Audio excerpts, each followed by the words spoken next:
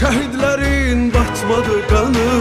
Sefer çaldın bu savaşta sen, galip adın Gezdi cahanı.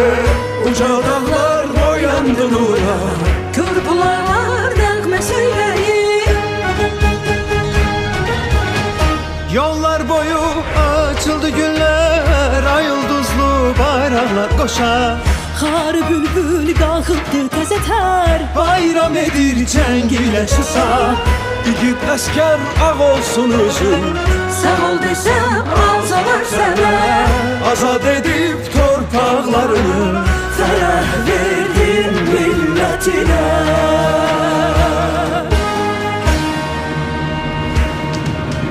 Ben bir millətəm, tarih yazan. Zəfərim dillərə dastan dursa qarşımda.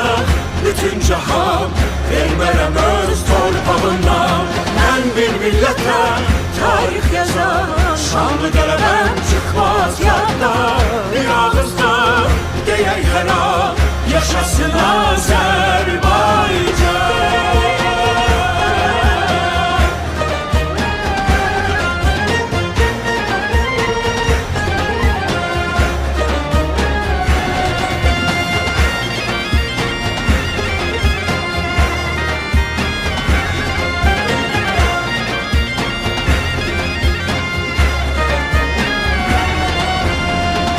Milletimiz hak yolcusu, hakkınızı dönen değil.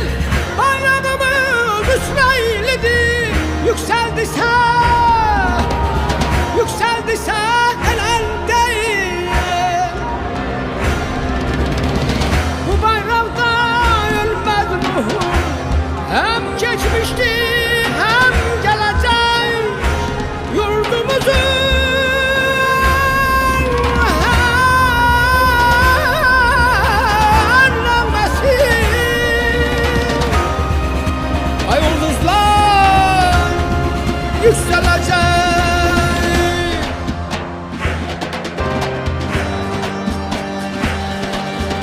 Ben bir milletem, tarih yazan. Zəfərim dillərə dastan. Dursa karşımda bütün cahan. Vermərəm öz torpağımdan. Ben bir milletem, tarih yazan. Şanlı qələbəm çıxmaz yaddan. Yaşasın Azərbaycan. Ben bir milletem, tarih yazan. Zəfərim dillərə dastan dursa qarşımda. Bütün cahan vermərəm öz torpağımdan.